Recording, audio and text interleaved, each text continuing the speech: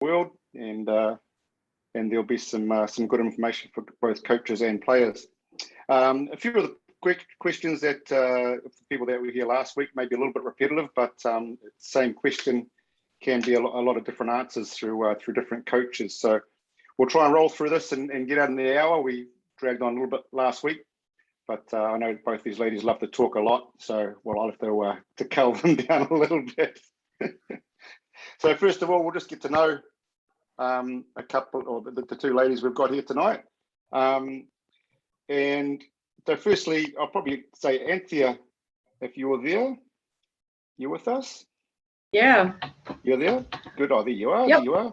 So what got you into coaching? What led you into the coaching role, and a little bit of your background in softball? I guess I've got a little bit of a different background to most that play softball. I didn't actually start in softball with my coaching. I've done a lot of other sports. Started actually in basketball. Done a bit with a few other things as well, volleyball, and it's led me to my passion for coaching softball. I love the sport. I didn't get into coaching softball until I was about 24. So oh, that's good. Yeah, I wish. Yeah. So I guess I got asked by somebody to fill a spot. I was a player, and I thought, yeah, I can give back to this game. I love it. I love the technical, tactical.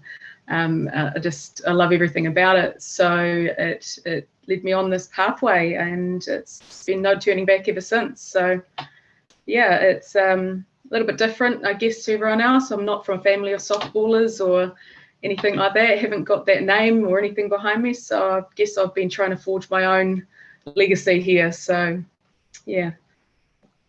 I suppose, Kiri, you're the polar opposite.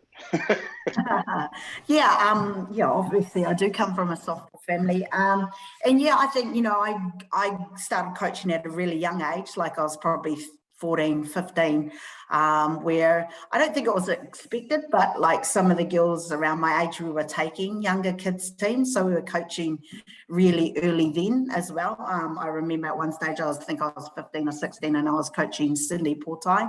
And so, and obviously, Mum coming through as a coach coached most of my teams.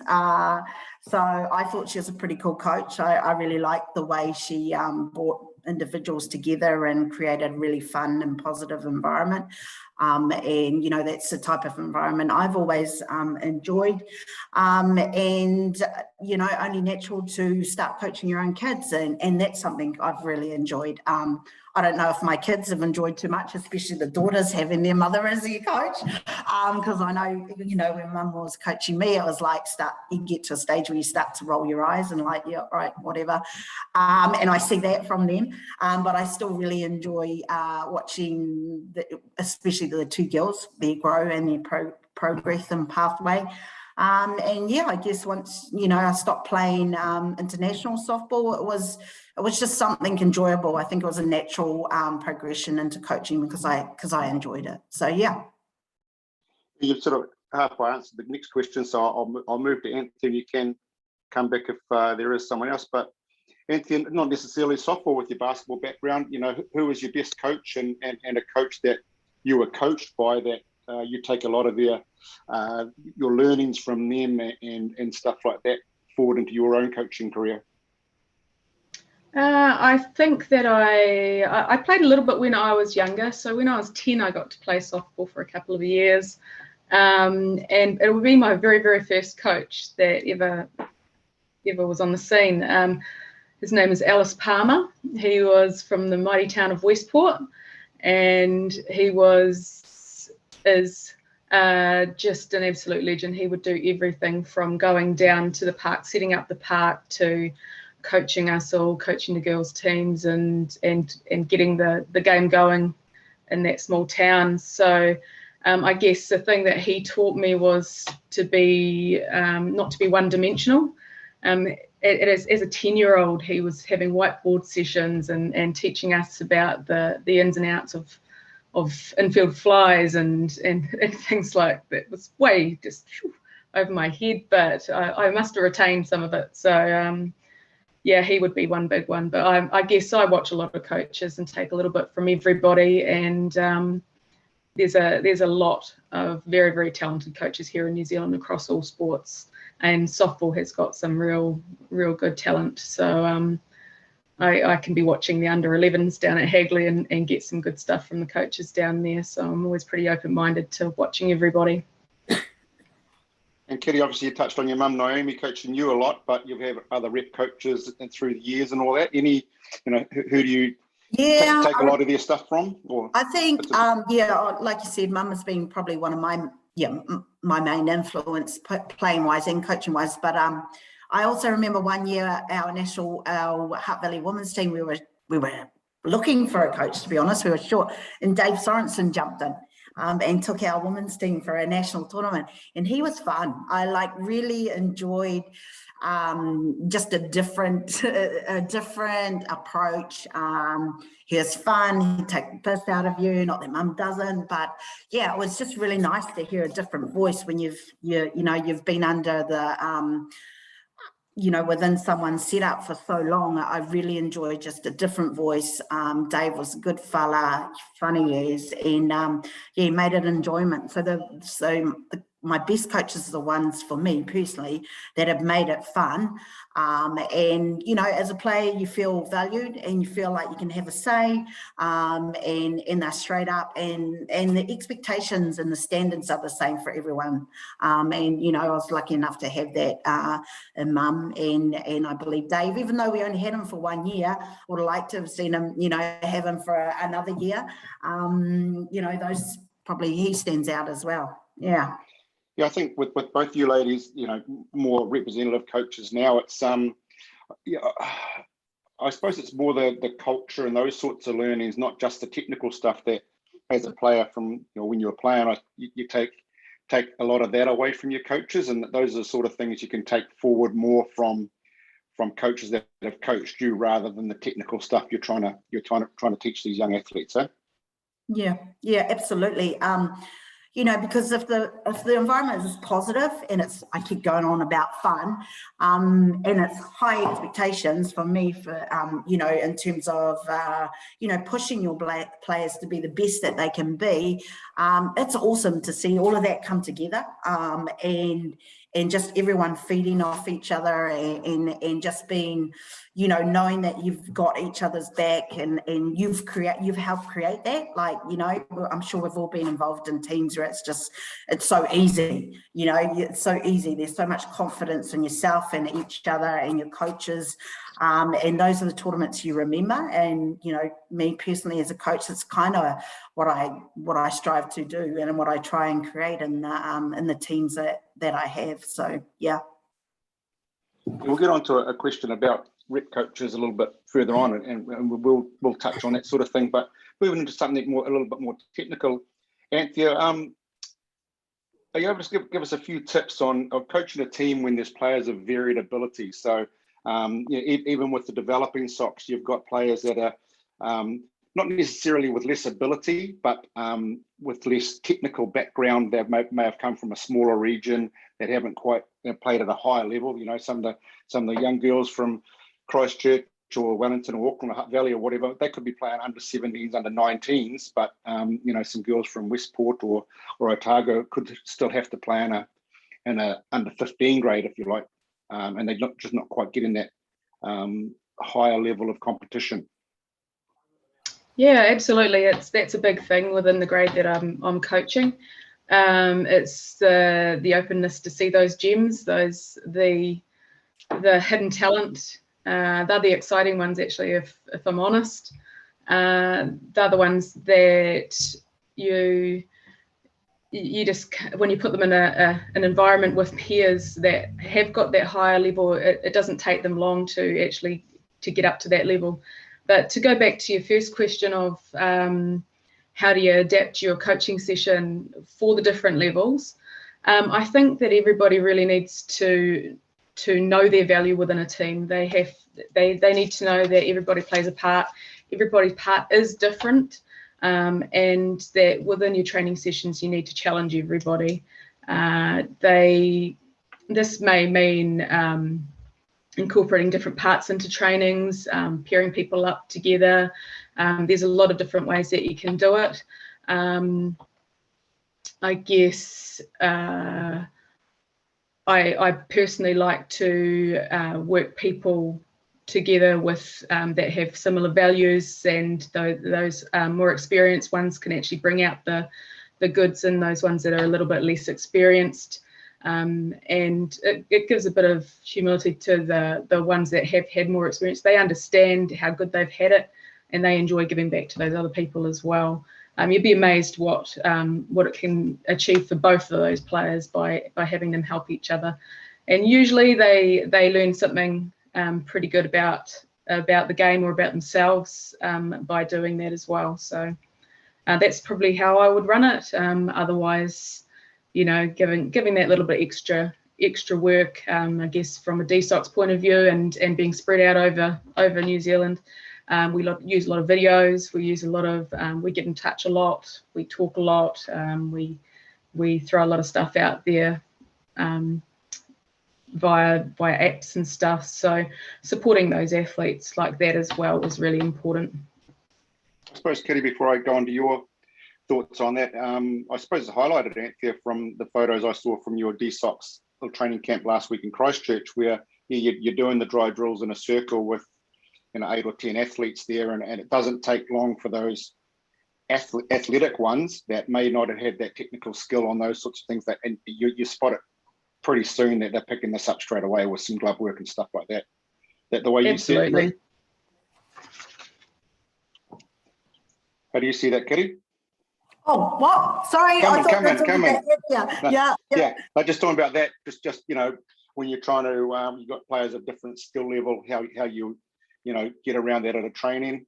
Yeah. We like to, I like to put a lot of leadership responsibilities onto our more able players.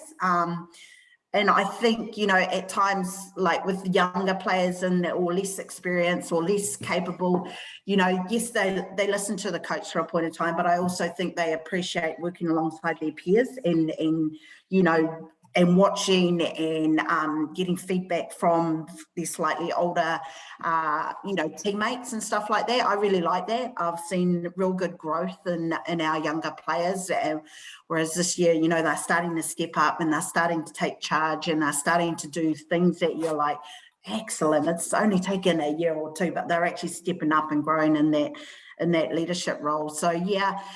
In terms of the different abilities, we continue to just reinforce good fundamentals, and some are going to obviously progress at a quicker pace, at a faster pace. But yeah, just continue to put it on those more capable and able players to assist and help and mentor those ones that might be slightly behind them. Yeah. Yeah, I think just from my personal experience, and it's saying even just from coaching in clubland, coaching my boys and that sort of stuff. And when you've got kids, there's 3 or 4 kids in your team that their lifers, they've been around softball since the day they were born, the Evans boys and those sorts of kids, where you've got to be very careful as well as you're not spending all your time on upskilling the new kids that are just starting and all that, because you're taken away from the opportunity that other boys or girls have got to advance. So a couple of times. At club training, I might even coach under 15s. I'd send them off with the under 17s for the night, and then I'd just focus on the ones that were working on the more basic skills that these kids that have been around the ballpark all their life just take for granted of what they're doing, throwing and catching and hitting and stuff like that. So I think you've always got to have a conscious effort of not leaving the higher skilled at that level and leaving them and not advancing them. There's one thing there. Yeah, absolutely. How much does the opposition team play into your tactics? I'll start with you, Kiri. If you're at a national championship or a World Series, how much does that play into your tactics of the game? Is at a junior White Sox level, under 18s, under 19s, are you starting to scout a little bit more on pitchers and hitters, or you're Yeah. If we focus, I suppose we focus on national level first, and then work back, or you can start at domestic level. So you're talking about the junior White Sox? Yeah, probably we'll start junior White Sox. If you're going away to a World Series, how much is the scouting on other teams work towards your tactics, or you early on the tournament you focus on just you and you work into it? Yeah, I think, for us is known absolutely what our strengths are amongst our team, what are our strengths and what are our weaknesses individually and obviously as a team. And then, absolutely, like, not that we've been to a tournament yet, like an international tournament, bloody COVID, but the goal would be to definitely scout, our opposition and pick up their weaknesses and play to what is going to work the game plan in terms of, taking the, when we come up against a different opposition that we would, I think in terms of the junior White Sox that we've had play in these club tournaments, and we're lucky enough to get them play NFC, it was known what we had within our squads or our teams playing in those ones, and identifying the weaknesses from the opposition. And it was fun. It was really fun, like tactically, that's what coaching is about, identifying the strengths and weaknesses and saying, well, how can we go and compete and be competitive and go at them? So, I really enjoy that part of the game. Yeah. So for instance, you might come up against Australia or something, and your scouting says they don't hit left-handed pitching well, but you've only got one left-handed pitcher, and she can only probably go 3 innings, 4 innings tops. You're not going to leave her out there to burn for 7 innings. You're going to go with what your pitcher is capable of, and then not roll the dice, but then go to maybe 2 right-handed pitchers that can finish off. Yeah, absolutely. And, we like in terms of our offense, we have to make sure, like defensively, if we're short or we don't have a certain, I guess a pitcher that we know is, or a battery team that, in terms of previously, the women's side or our side, we've had to, I'm happy to go through 3 to 5 pitches, in a game, if it means that, a strong hitting team is only going to get to see a pitcher one time around. If it means we have to use 5 pitches, it's 5 pitches. And I like what our pitching coach at the minute, Dave Elder, does with our girls. The girls know, it's a battery team, and so they could be called in to do 3-4 hitters, and then we're going to bring, the next one out and the next one. And so, we're always having fun about the tactical side of things and how we can work to our strengths and look at the other opposition weaknesses. So if you've got a pitching by committee game plan, it could be right through the whole tournament, whether you could use 3 to 5 pitches a game. Is that premeditated before the game, or you might say to the starting pitcher, well, we're looking for you to go through the lineup once. It may be 3 innings, it may be 2, or we want you to go 3, and it could be 1 1/3 times through that, and then such and such you're going to come in at the stage, or Mary, you could come in, but Angela, you could come in too, but we're just going to see how the situation in the game is going. Are you flexible with that in a game plan, or do you prefer to be hard and fast and that's what we need to do? No, we generally know, we should have a good idea of the opposition hitters that we're coming up against and who we think is going to be the best, starting pitcher, and maybe your second pitcher and even your third pitcher. And so, our battery teams generally know that they need to be prepared at all times, at whatever time. But, ideally, if our starting pitcher can get through more than what we thought they were going to do, that's awesome. That's awesome, and we would look to rotate maybe the next time around. So, like I said, it's all real fun. Oh, what can we do here? What can we do with these hitters or this opposition? And what's she going to do? Yeah, enjoy it. Sorry, Anthea, I'll just come back to this and I'll come to you because it does intrigue me, this, because I'll give you a situation. I was coaching an Auckland NFC team many years back, and Thomas Cameron, I think it was 2004 before the World Series, he'd just come through and he was throwing really well, but through the whole series, he threw well, and then in the 5th innings he crashed and gave up a lot of runs, and we tried it, and we got to the final against Wellington. It's like, no, we're going in, you're doing 5 tops, and then Heine will come in. Thomas is throwing well. only just gave up a run, maybe late or something. We took him out, and then a few years later, Jared Martin said, "Man, the hardest guy I've faced in New Zealand was Thomas that day. Why did you take him out? He was throwing bullets." But we were going off what we'd learned over the last 4 or 5 weeks, not just on a whim that let's roll the dice to take him out. And sometimes, the point I'm getting to is sometimes as a coach or a coaching team, that you've got to sort of live and die by some experienced decisions that you're taking into the game. But hindsight says, "Oh, you're throwing really well." But if we had to turn around and said, "Well, we said he's going to come out in the 5th and he's going well, let's leave him in here," and he gives up 3 runs and we lose, we go, "Well, we've gone back on what we decided pre-game. So, why do we bother talking about that?"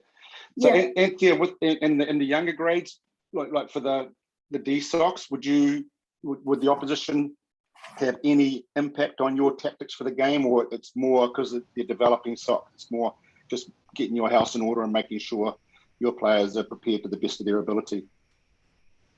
I guess our key focus is development. So as much as we like to go into tournaments with a focus on winning, it isn't our core business. We will go in there to learn about our players, to put them under pressure. Generally, we'll go in with a plan. We do a bit of research on other teams and stuff, and try to work to our best of our ability and put our players in the best position we can put them in. But also we want to put them out there and challenge them and find out what we can get from them, and also give everyone a good opportunity to be in those situations. It's very different when you head down to the D Sox. Everything mindset needs to change. We're a country full of, we want to win, and that's a great thing. I think that's why we do so well on the international stage at so many sports, is we've got that winning mentality. But sometimes taking it back to basics in our D Sox is about developing, is about the big long game. We are the base to give Kiri more people, to give Roman more people. We need to be building more players, better players and more experienced players to send up to them.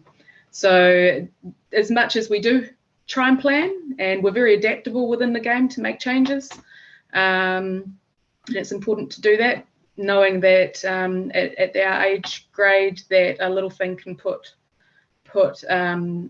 say a pitcher or a catch or somebody like that into a bad headspace. They haven't had that experience yet to be able to deal with that sort of thing, and we certainly don't want to be putting them off the game long term because we put them in a hard situation that is too hard to get out of, and we've got to protect them from that sort of thing as well. So our focus is very, very different, and it's taken me a wee while to get my head around that one. So for those out there that think that's just my opinion right from the start, it hasn't been. It's the growth in this development stage that's led me to that frame of thinking.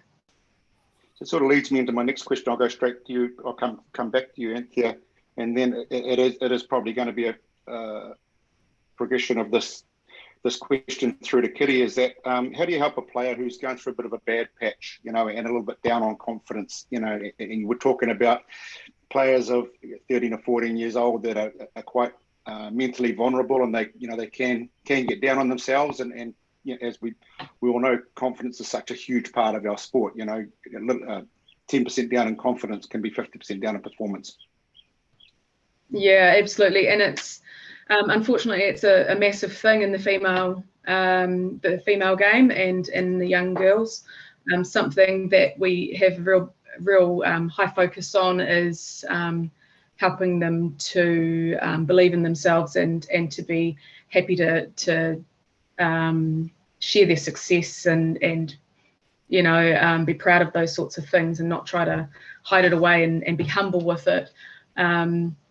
So yeah, if somebody is in a bit of a slump, going through a bit of a hard time, we just make sure that we've got everybody on side, that we have clear messaging to them that they're supported, and that we like to do a lot of team building, team culture stuff, and we try to remind them of things.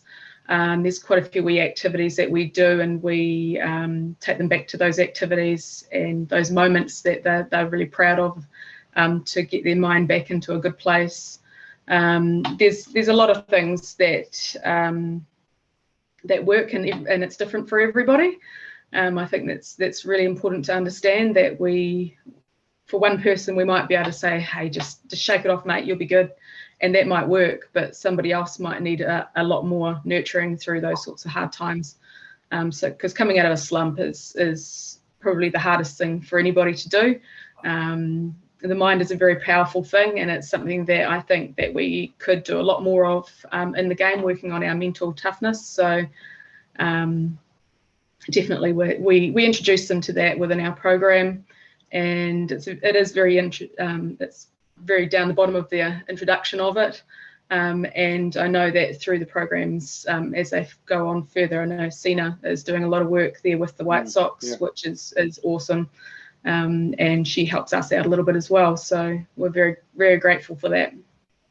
So Kiri, as I lead you into this question, I'm very intrigued. And when you talk about Dave Simonson coaching you that year, I was very, very fortunate to coach the Ramblers Premier Women for a half a season when they lost their coach just before Christmas.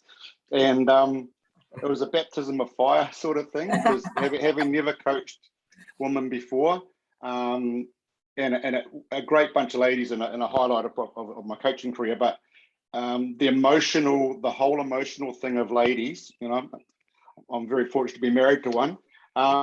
Just working out, how do you, and you've spoken a couple of times about making stuff fun and enjoyment and all that sort of stuff. But I know you're a super, super competitive person with an absolute hate of losing.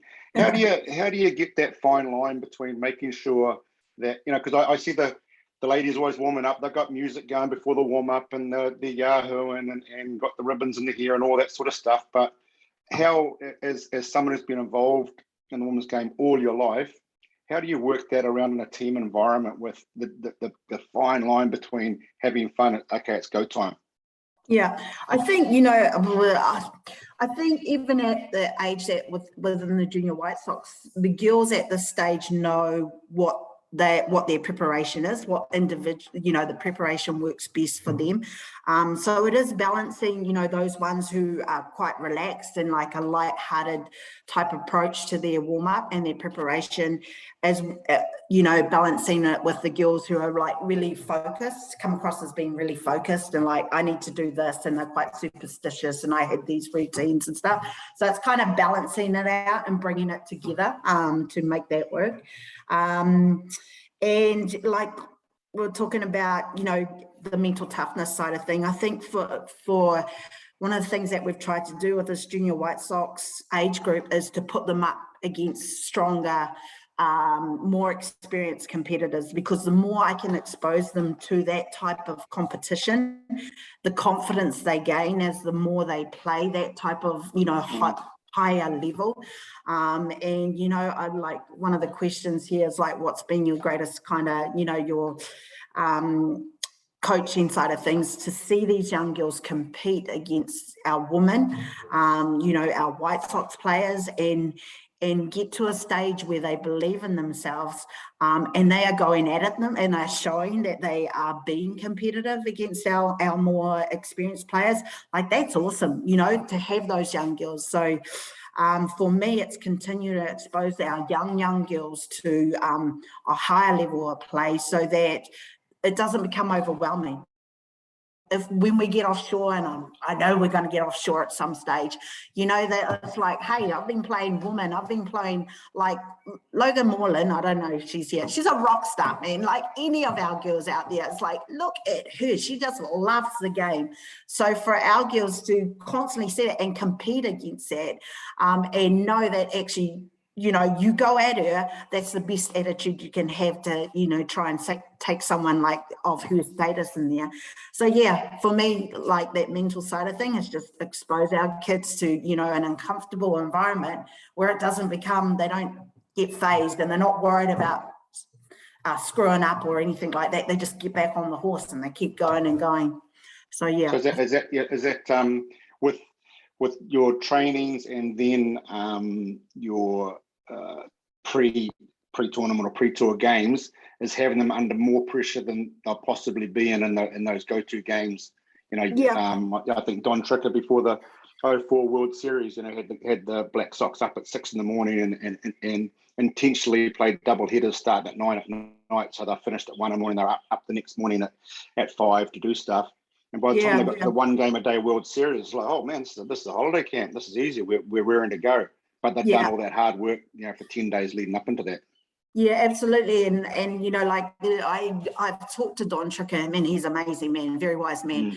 And one of the key things that did stick out for me from him was to put them in, constantly put your athletes in uncomfortable positions, like I say, so they no longer become scared or phased or don't have that doubt because they've been exposed to it all the time, and like I said, I really enjoy seeing our young athletes compete against our senior experienced players, and see how they cope, from those opportunities and experience and interactions. You can see the girls, the ones that have got it, and have got an attitude that, like, I don't care who you are, I'm going to go at you, and that is awesome. Those are the athletes that you need in your team.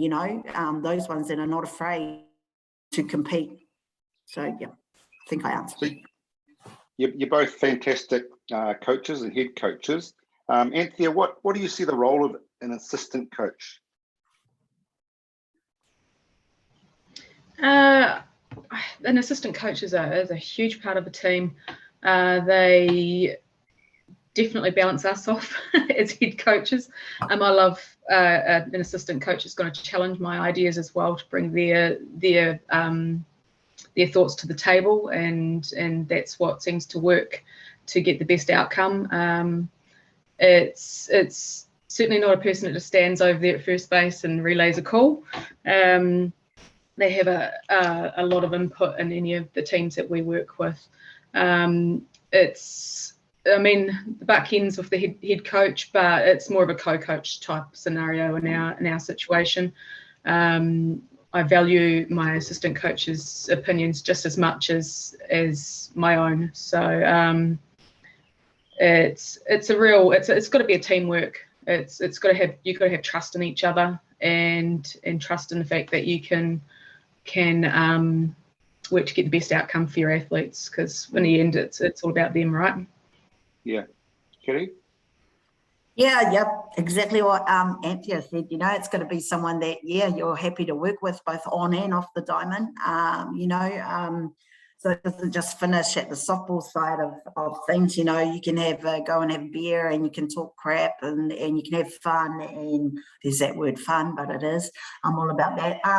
But exactly what Anthea said. It's someone who's not afraid to hold you accountable, to question your opinions, but also know, actually, at the end of the day, the head coach has to make the final decision, but you work positively together and taking on each other's ideas. So, Yeah, I think from my opinion, and I'll talk on a rep coach sort of a thing, is the assistant coach needs to compliment you, not necessarily good cop, bad cop, but, they take the off-field stuff away from you.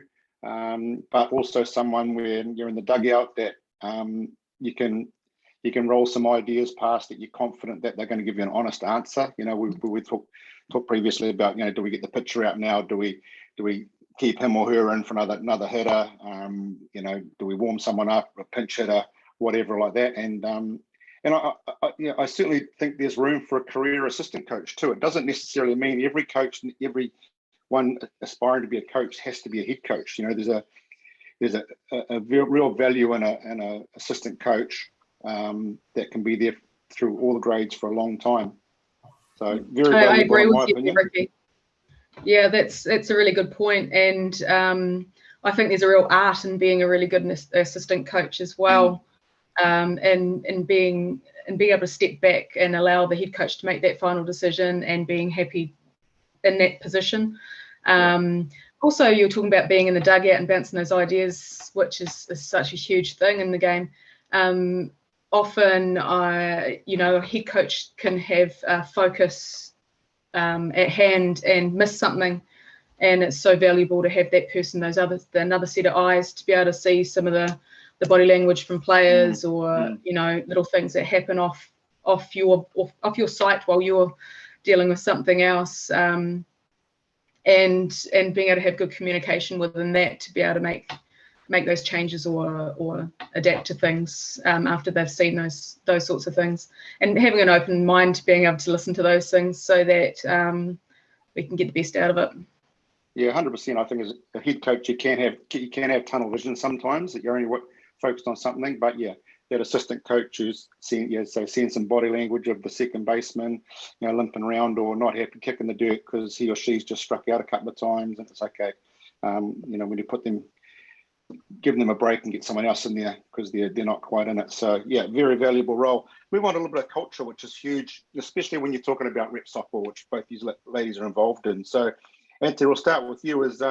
What's the most important thing about building a cohesive team? You name a team or you get a team, and we'll work on a 3-week period that you've got them. You might have a week's build up, 2 weeks build up, and then at the tournament or something like that. How do you gel a team of players that might be in a couple of trainings together? How do you get them as one as quickly as possible? I've got to be honest, this is my favourite part. It's team culture and getting good team values and getting everyone cohesive is the fun part. It's actually a lot easier than people think. You've selected a team because you believe these people are going to work well together. I guess this sort of goes a little bit into selection as well. Like when you're selecting a team and you've got them for a short period of time to go to a tournament, it's not always the most athletic people or the absolute superstars. They don't always work the best together. You select a team that are going to complement each other, that their strengths and weaknesses will work together and complement each other and gel. So it comes right back to the selection of the team. Once you've done that, then it's about getting everybody to feel comfortable with each other, getting into some of those situations where you can have a good laugh. I'm right in there with you, Kiri, that things have got to be fun. Anybody that knows my coaching, I'm right into the games and silly antics off diamond and challenging games, group challenges, and chucking that stuff to make them a little bit uncomfortable, but also when they get vulnerable that around each other like that, that's when they learn the most about each other.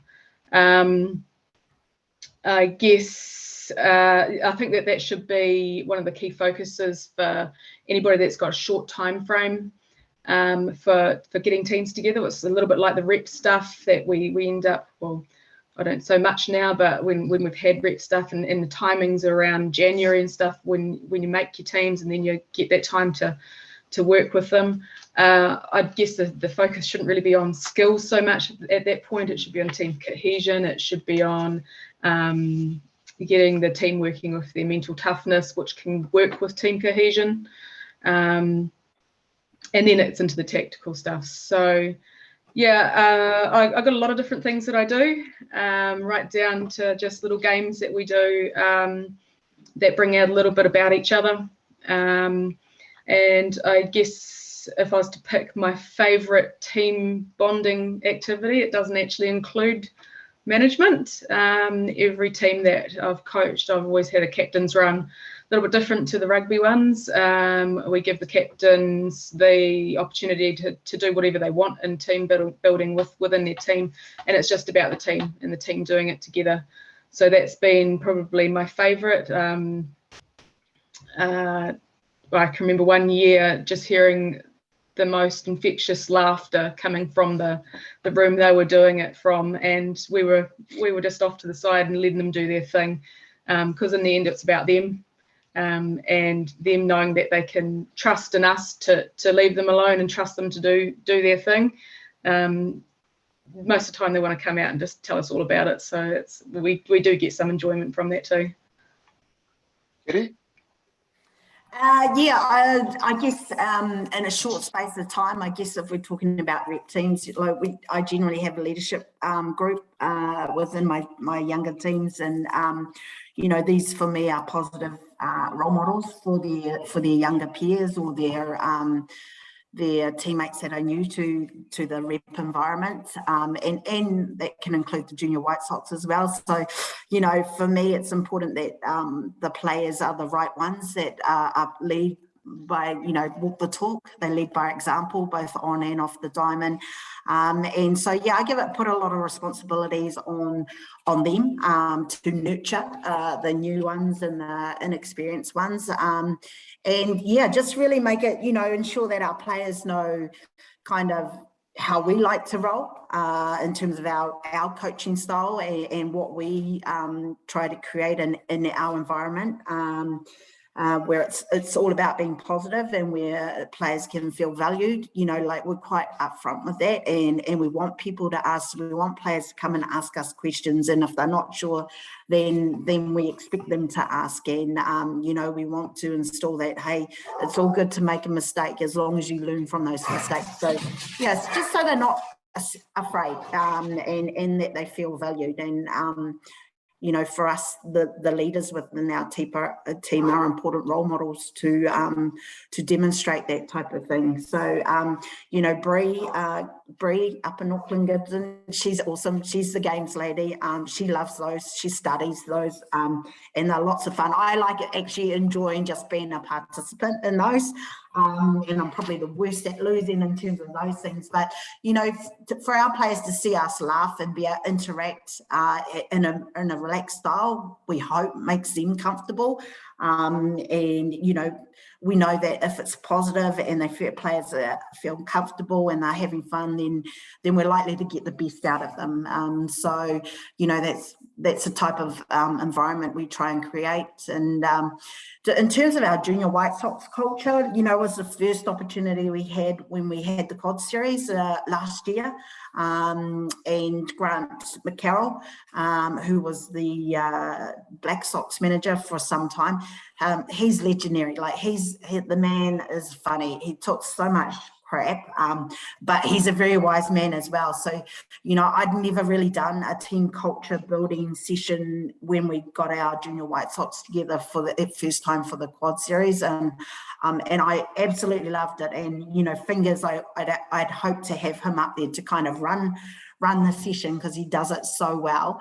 But he took me through it, and I was really pleased. You know, for me, it was about all the players, again, feeling valued, having a say as to what type of environment we want in the junior White Sox team. And that's the first time I've had that. So we've got those values, and we're going to continue to roll them over. But when we get these teams, our junior White Sox teams, for longer periods of time, then we're going to, you know, kind of sit and have a look at those original team culture and values that those girls put in, and see, you know, are these the things that the current whatever team we have at that time, you know, do they want to stick with these? Do they want to add with us? So yeah, it's really important that it's player, you know, player input is vital to your team culture.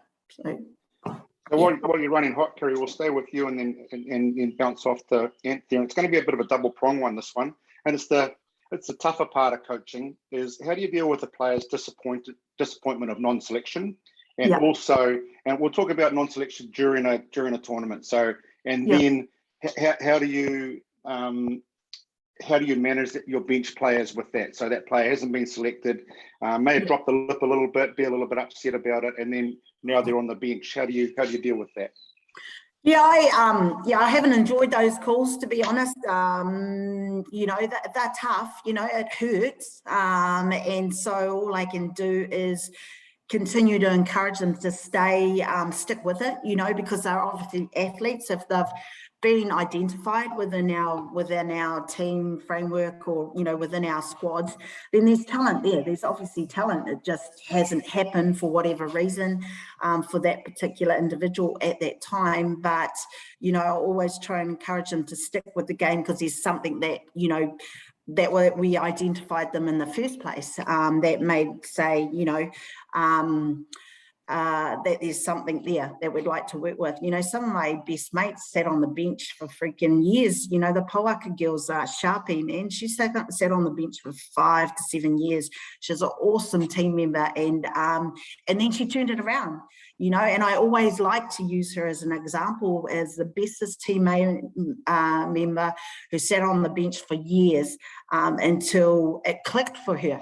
And so for some of our girls, it takes a little bit longer to click, but their time will come if they have the right attitude and they're prepared to put in the hard work. You know, they'll see that, you know, if they can do that, they'll be successful. I have no doubt. Anybody with a great attitude towards being a better player and being a good team member is going to be successful. So, you know, I just try and do that. The ones that drop their lips, you know, if we've been straight up with them in terms of our culture and what we expect, you know, they just have to say, you know, they just have to deal with, well, you know, today's not my day. I have been chosen because, you know, this person's right now the better player. And as long as they still feel valued, then that's something that they can deal with in a positive way and say, right, I'm going to go back and work harder and come and show my coach and that player that I'm going to be, you know, take that position back. So, yeah. Anthea? Yeah, I guess from say a point of view of in a game and somebody's on the bench, I guess it's just giving it's actually for selection as well for teams, and that being really clear with them why they're not on, what role they're playing still, and what role they will have in the future as well. What your expectations of them are is really important. I guess it's within their honesty. We need to be really honest with ourselves as well as our athletes. They need to know what they need to improve on, or know what their role is. So it might not be right for that game, might not be right for the other players that are out there. We certainly try to be really upfront with that type of stuff, and I guess it takes away a little bit of the blow of not being out there, because they get a better understanding of what they need to work on, or what they need to what their value is within the team. Because being on the bench doesn't mean that you don't have a high value within the team. It's just not the right combination at the time. I guess from a point of view of selecting players within teams or within squads, it's a tough one. It's a pretty tough gig at national level when you're picking a squad and you've got 150 people vying for this squad, and you can only pick 30 odd or whatever the numbers are. You make friends of less than you can make enemies of. I just like to think and like to get across to everybody that a non-selection it's not a life sentence. It's not that you don't have value and you're not going to have a future. The important thing is to understand everybody grows and develops at different rates. Your time will come if you put in the hard work and have the right attitude. So it's really important, especially at this young age, for them to understand that a selection is a great thing and it holds a great value, but it really isn't the end. That there's still heaps of time, and your time might be the next year. Just get a little bit of feedback and find out what you need to work on. Never ever be afraid to ask questions, because a good coach loves the questions. They love to be challenged. They love to have that stuff coming at them. And I definitely love when players come at me and say, well, why didn't I get selected? And I've had plenty of them over the years, and I would love to have even more. It means they care, doesn't it? And that's the key thing anyway. Absolutely. Look, I've only got another 5 or 10 minutes left. So we'll move into the Facebook questions, and I'll go stay with you, Anthea. And we're getting away from a little bit of the culture stuff. But first question is, softball being such a skillful, technical and mental game, any tips for rep coaches given the short time frame you've got to prepare your squad? Yeah, I guess a big thing to get across is you can't do everything. Don't try and do everything, because you'll do a little bit of everything and nothing really, really well. And I'm not saying that you won't do anything well, but try to have focuses on what your team needs the most. I did say before, I touched on a little bit, that getting that team culture and cohesion and the mental prep which mental prep can come into the cohesion. It gels really, really well together, and but getting that done and around the tactical stuff within your team, it probably overrides the skill-based stuff that should have come prior to selection. It doesn't always, but it'll come within being within that environment, picking up on cues. So yeah, my biggest thing would be to just narrow your vision a little bit and to do certain things really, really well. It is tough, really tough time frame for rep coaches. Yeah, Kiri, this is probably leaning more towards your Hutt Valley coaching rep stuff with that short, you name a team in early December and you're coaching them in nationals in early January, Yeah. I tend to kind of look at what our team weaknesses are. To be honest, I generally have found in the age group stuff that whatever weakness is happening in Hutt Valley, then it's generally a weakness around the country for the girls of that, whatever age grade it is. So we try and be better. We try and improve I try and improve that area in terms of the players that I have. And also, bringing them together as a team, because, we've all got those club rivalries, around the country. And so, that's vital that those, they leave their club hat out, out of this team and that they can come together really quickly, and that they compete against each other. At the end of the day, we do try and say, hey, you're trying to make the starting nine in this team, and as long as that's done in a positive way, and again, every player feels like they've got an opportunity and they're going to get a fair chance to showcase what they can bring to the team, then that makes the team stronger, because they're competing for each other. It's a positive environment, and we're working towards improving our weaknesses, as well as obviously just continue to reinforce, work on our strengths and make sure we don't, neglect that side of things as well. Sorry, I should get some light here, but yeah, we're nearly finished. So yeah. Yeah, just my 2 cents worth there with Auckland teams. It's like, you probably have 1 or 2 sessions before Christmas, then you lose them to the beach for a couple of weeks, and it's just having a little bit of a program for them individually to have some throws with their parents or brother or sister or whatever during that period. The biggest thing is culture. The first thing for me is them understanding who they're playing for, the association and the history of that, and what the expectations are as a team. Then the culture, but then it's more defense. It's really probably 70% defense based around your batteries and then your infield, outfield. You can't do a heck of a lot with hitting. The last thing you want to do is get a young boy or a girl that's really comfortable with the hitting, and you tear their whole swing apart and change something 3 weeks before a tournament. It's the old thing, we're not going to mess with what's got you here. We're just going to try and make you a little bit better at some of the other things you're doing. And I think defense is the biggest thing you can work on trying to prepare a team. Kiri, well, we got you. What frustrates you most as a coach, and what brings you the most joy? Winning obviously is cool, pretty cool. I just think to see your players either individually, grow, become better players, become good teammates, to see your team come together and enjoy each other's company on and off the diamond. Those are the things I coach for, right from grassroots. I've been taking now under 13 team in in pre-season, and I absolutely love seeing a kid that can't catch to save themselves now actually catching. Stuff like that, simple stuff like that is really awesome. That's why we coach. So so there's that. And the frustrating thing right now for me is that we can't get overseas to get our junior White Sox girls overseas, man.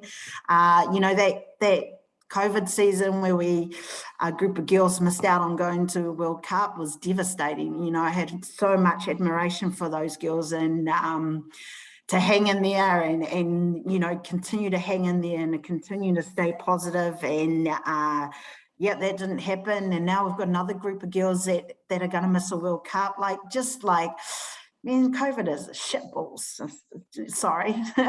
And so, you know, we celebrate, you know, for me now, what excites me is the college pathway. You know, it's such a great opportunity and experience. So the more of our younger players that we can get to experience that side of the softball things, I think that's awesome. I think it's awesome for those individual softballers, and I would like to think that it will make our own softball stronger back here. So yeah. Anthea?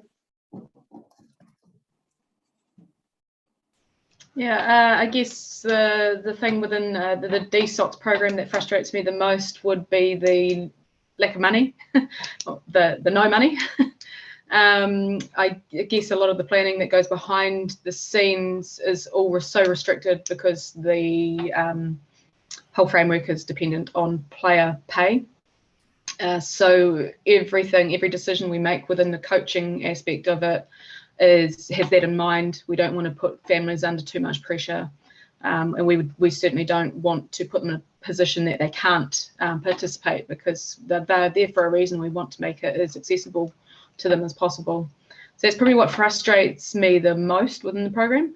The thing that gives me the most joy is just getting to know the athletes. It's the amount of people that the kids that I've worked with, that you really get to know them on a personal level. You get to know how they tick, and I guess when you get to learn so much about them, you end up being able to bring out the best in them. So I don't know, I guess meeting those people and learning the different people and just getting that personal relationship with them is what I enjoy the most.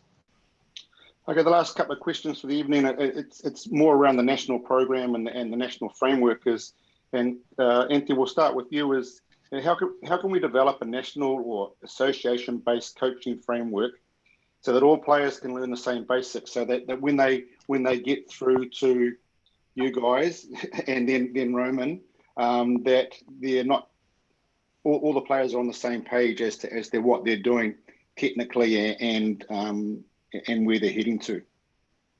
Yeah, and that's a really, really good question. So whoever's come with that one, that's a biggie, and it's something that we think about a lot within our roles and our part in that. Well, I know personally I do. I've thought about that a lot, because right back when I started, I asked all my players to write down what their purpose was, and I turned around and told them, because they asked what my purpose was, and I said I wanted to create change. I want it to be bigger and better in the female side of softball, and there needs to be change within that. I want respect within our program and our female program. So it's something that's played on my mind a lot over the years. I truly believe that it should be coach driven. It needs to be at that level, that it's driven from the top, that the coaches have the skills to be able to do those messages, to create the messaging down to the athletes. So I think that our framework needs to start there, and facilitating that for the coaches to have good language, good philosophies, good knowledge of skills, and good knowledge of how to put that across in a consistent manner. So that's truly where I believe it should be. We should be focused on coaches, not athletes. It's just the umbrella effect that will happen, that will go to the athletes. So that's my thoughts on how we would get it to happen. Okay, Kiri? It is a tricky question.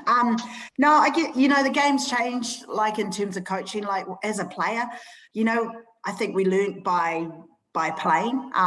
Look, the game's so much more technical now. I think there's a lot of good coaching, or a lot of more people interested in the fundamentals and how to teach technique and stuff like that. As a player, I only learned because I just played and figured it out myself. But I see a lot of coaching going on now where they're really trying to break down the fundamental skills. And so for me, I've really enjoyed that side of thing, like trying to figure out how to speak the language to a kid so that they can understand what they're trying to do, And, I've got 15, 16-year-olds in my club team, and I've put it on. They've been doing it long enough now to actually understand, break your swing, so that when things aren't going quite well, rather than come straight to me and say, what am I not doing? It's like, actually, you've got the tools now. You've got some, tools that you can go to actually break down your own swing and figure it out yourself. And then I'll add to that. So, in terms of the coaching framework, I don't know. You just got to have the people that are passionate about that side of things. You can't you got to have the people that want to do that type of thing. And so, I think there are more and more people putting their hand up to coach because they're enjoying, understanding the fundamentals and the tactical side of things. So, I guess it's about offering them, giving them that opportunity and those experience to be able to put that into practice. In terms of grassroots, I think you got to just keep it simple and make it fun. And grassroots, I'm saying, for the younger kids. So, I don't know. That's up to Softball New Zealand as well to put that all together. Final question. You've led really well into the final question here, Kiri, and I'll start you off with this. In reality, is it possible to develop New Zealand players who can compete at international level if they can't have a year-round development program, facilities, or funding to travel overseas for international competition? That's a toughy one. I mean, there's some great things happening around New Zealand. What I like at the moment with the women's program is the collaboration that's going on between the D Sox and the Junior Sox and the White Sox and stuff. I see Stephen Roberts is there in the Sparta program. That's an awesome program. I've gone in and I've looked and I've watched, and I'm really I'm really envious, for athletes around the country that program's happening up there, and I think more stuff like that. I'm all about taking our kids offshore to the States. The States is the bee's knees in terms of softball. I took a team about 2 years ago to the States, California, and I put me up against that under 14-year-old who's throwing like 100 Ks, and our girls need to see that, our girls need to see more of the best, and so if we can continue to get, more inputs, yes, as long as they're not taking the place of our Kiwi players, and the inputs that we've got so far, I've been really impressed. They're really willing to help, Kiwi athletes, Kiwi softballers grow, and try and make them better. If I can just interrupt for a sec, what's your thoughts on development or training here compared to playing overseas? Now, I'm talking about, I think we fell into a trap of just continually let's just send a team away, let's just send a team away, let's just send a team away, and not necessarily with the best coaching or teams, and 3 or 4 of the best players weren't available because, like you said, I'd hate to know how much you've spent on your softball career, Kiri. And there's so many ladies around this country who spent, tens of thousands of dollars representing New Zealand. I got an instance of a couple of years back where they went to China on in reality, a whim that they were never going to qualify, had to win it or come second to go to the World Series. It was never going to happen, and the players paid for that. But would they have been better served spending half that money and working year round on conditioning and strength conditioning and speed and stuff like that? What's your thoughts on those two options? Yeah, well, I mean, that side of the side of our the women's game could absolutely benefit from a long-term training program, and I think that's what Rome's currently got in place. Like I say that Sparta program, it's a 14-week program, but we need the quality. We need to be playing tough softball. We need to, and we don't have enough players to be playing that level of softball. So the only way we're going to get better is to be doing these programs, but we have to continue to go, offshore to be able to get the tough competition until until, who knows, our college kids start coming back, and we've got more and more kids going off to college, you know, until they start coming back and the numbers start growing, you know, I can only say, unless we're going to start getting more inputs over here to lift our game, you know, that's what we've got to do. We've just got to continue. And yeah, I don't know, maybe, you know, New Zealand sport are gonna, I'd like to see them, you know, how do they expect national teams to get better if they don't fund them? You know, I have an issue with that. You know, when they continue to give you know, a lot of money to other teams that don't perform well, but like I say, you know, if they want us to be better, they've got to start funding our sport, you know, and for our players to grow. I don't know. Do you think, and leading into you, Anthea, do you think it's possible or a good idea that what's a requirement in the collegiate system in the States is something that needs to be a basis of your program for 13 and 14-year-old girls that are doing this for 3 or 4 years, so that if they do get the opportunity to go to school in America, and then in reality, someone else is paying for their training on behalf of New Zealand softball, is that something that you think would be a good idea? To be honest, I don't have a high focus on the states within my program. We definitely try to get the information out there, but I'm a firm believer that we need to find a balance. I look at our demographic, and I've had this conversation quite a few times. Our demographic within softball is generally the lower socioeconomic group.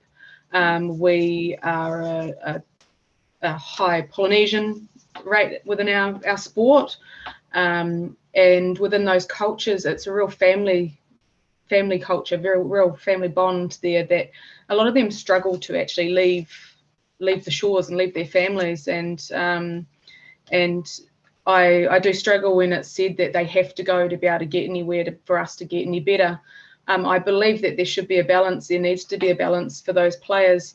I definitely think the college system is great, and it can be something that's something that we should push with those ones that have that drive for that. But I definitely don't think we should shut off those ones that don't. We need to be smarter. I don't see us getting money, so we've been complaining about that for a long time, and I don't think that that's going to change. So we need to be smarter. We need to work more efficiently, and we need to get our resources together and work hard and figure out a way that we can create a system that is supportive in both sides of that. Because I think New Zealand has something really, something that other countries don't have. We have this winning mentality. We want to win at all costs, and that's a cool thing to have. And yeah, other countries, some part have that. They're drill oriented. The drill. The athletes don't necessarily enjoy it as much because of that, but because we have a little bit more of a relaxed approach, our athletes, they're hungry for it. They want it. They have that drive. So we need to find that balance of professionalism with training, and I like your theories on spending some time training. I like the fact that Roman and Donnie and Millie have got a real focus on future-driven stuff, not just focus on here and now. They're looking at the big picture, not just what we can do for this year. So yeah, I just think that we can work a lot better. We just need to collaborate things, and we need to work together to create something different. We don't want to be the States, and we don't want to be Japan. They're very different to us. I think if we try to change our culture to be like that, it'll fail. I think we'll lose people. Okay. Thank you, ladies. I've dragged it on 15 minutes too long, as much as I tried to. Just in closing from me, I commend you both for being involved with the women's program, and on behalf of everyone in softball, we thank you for your commitment to that, and also appreciate that you're in it for the long haul. You know, speaking to Roman and Donnie about, you know, taking on the White Sox job, you know, it's not a 2 or 3 year journey for them. It's a 7-8 year journey, which is great. And you know, if you three entities are all on the same page, which you are, and a collaborative approach to the whole of the game getting better, I think the game's going to be in a much better state for your involvement. So thank you very much for that, and we'll catch up hopefully during the summer, eh? Yeah, hopefully. Yeah. All right, later. So thanks you on behalf of Auckland No worries. Softball, and thanks everyone for tuning in. This will be put online soon, so you can share it with everybody that wasn't able to come tonight. Thanks again to Thanks, Ricky, Gareth. Anthea, and Kiri. See you. See you guys. Be safe in Auckland. How can we not be? We can't go anywhere. Nah, that was cool. Thank you guys for having us. Yeah, sorry for asking last week's questions too. Hey? Sorry for asking last week's questions. It was Megan who crawled in and come off the printer for this week's questions. Yeah, I saw Megan pop in behind Yeah. you. Cool. All right. Thanks a lot. We're good. Well, See hopefully you all. we'll see you next season. Okay. Your hair's open. All right, later. Bye. Bye.